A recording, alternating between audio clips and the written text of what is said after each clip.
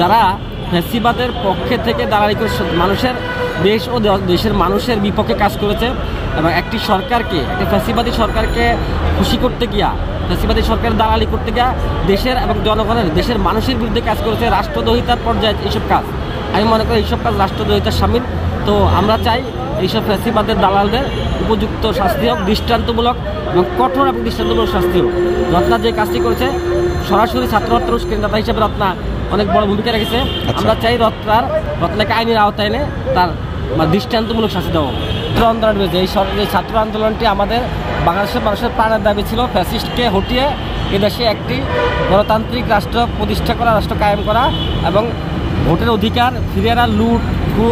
লুটেরা গুম খুন, আয়নাঘরে টর্চার ছেড়ে যে নির্যাতনকারী কথিত ডাইনি শেখ হাসিনার বিরুদ্ধে যে আমরা যে আন্দোলন করেছিলাম, বাংলাদেশের ছাত্র জনতা এবং সর্বস্তর জনগণ যে আন্দোলনে সামিল হয়েছিল, এবং ওই সময়টার রত্না ছাত্র আন্দোলনের বিপক্ষে গিয়ে অনেক ধরনের কথাবার্তা বলেছে এবং ছাত্র হত্যার উস্কানিদাতা হিসাবে সে অনেক তার অনেক বিশাল একটা ভূমিকা ছিল।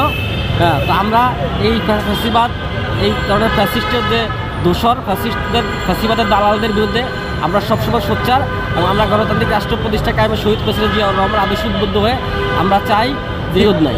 তো যারা ফ্যাসিবাদের পক্ষে থেকে দালালি করে মানুষের দেশ ও দেশের মানুষের বিপক্ষে কাজ করেছে এবং একটি সরকারকে, একটি ফ্যাসিবাদী সরকারকে খুশি করতে গিয়া, ফ্যাসিবাদী সরকার দালালি করতে গিয়া দেশের এবং জনগণের, দেশের মানুষের বিরুদ্ধে কাজ করেছে, রাষ্ট্রদ্রোহিতার পর্যায়ে এইসব কাজ। আমি মনে করি এইসব কাজ রাষ্ট্রদ্রোহিতার সামিল। তো আমরা চাই এইসব ফ্যাসিবাদের দালালদের উপযুক্ত শাস্তি হোক, দৃষ্টান্তমূলক এবং কঠোর এবং দৃষ্টান্তমূলক শাস্তি হোক। রত্না যে কাজটি করেছে, সরাসরি ছাত্র হত্যার উস্কানিদাতা হিসেবে রত্না অনেক বড় ভূমিকা রেখেছে। আমরা চাই রত্নাকে আইনের আওতায় এনে তার দৃষ্টান্তমূলক শাস্তি দেওয়া। তাই না?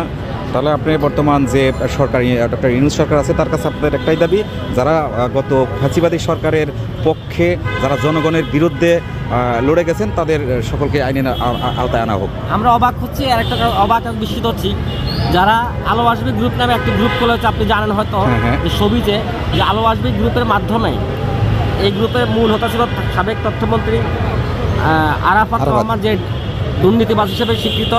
হ্যাঁ, এবং আরেক দোসর শ্রমিক আসারের সাবেক। এখানে তো অনেক আসলে মডেলিং জগতের অনেক তারকারাই রয়েছে। এদেরকে সাথে নিয়ে আলো আসবে গ্রুপের মাধ্যমে ছাত্র হত্যার উস্কানিদাতা। আপনার জানা মতে কি ওই গ্রুপেও কি আপনি যারে নিয়ে অভিযোগ করলেন, সেও কি ওই গ্রুপে অ্যাক্টিভ ছিল? ওই গ্রুপে অ্যাক্টিভ ছিল এবং আমরা অবাক হচ্ছি যে আলো আসবে গ্রুপের সদস্যদেরকে এখন পর্যন্ত আইনের আওতায় আনা হয়নি এবং ফ্যাসিবাদের দালালরা সর্বত্র ঘুরে বেড়াচ্ছে, যেটা আমাদের কাম্য ছিল না। আজকে যে আমাদের আন্দোলনটা সফল না হতো, আমরা যে আন্দোলনটা করেছি, আমরা গুলির মুখে ছিলাম, আমরা হামলার মুখে ছিলাম, হামলার শিকার হয়েছি, গুলির মুখে ছিলাম, আমরা স্লোগান আন্দোলন সংগ্রামে আমরা ঝাঁপিয়ে পড়েছিলাম। আজকে যদি ফ্যাসিবাদী সরকার টিকে যেত, তাহলে আমাদের আজকে এই প্রেস ক্লাব অঙ্গনে দাঁড়িয়ে এত সুন্দরভাবে স্বাধীনভাবে কথা বলতে পারতাম না। হয়তো আয়নাঘরের কোনো একটা আয়নাঘরের টর্চার ছিল থাকতে হতো, বা ঘুম হয়ে যেত। কারণ ফ্যাসিবাদী সরকার মানুষের নির্যাতন যে স্টিম রোলার চালিয়েছিল। কিন্তু অবাক লাগছে, ফ্যাসিবাদী সরকারের পতনের পরেও, স্বৈরাচারকে হটানোর পরেও বাংলাদেশে এখন পর্যন্ত ফ্যাসিবাদী কোনো দালালদেরকে আইনের আওতায় আনা হচ্ছে না। যারা এই আলো আসবে গ্রুপের সদস্য, এদেরকে এখনও কেন আইনের আওতা হচ্ছে, এটা আমার বর্তমান অন্তর্বর্তীকালীন সরকারের কাছে প্রশ্ন।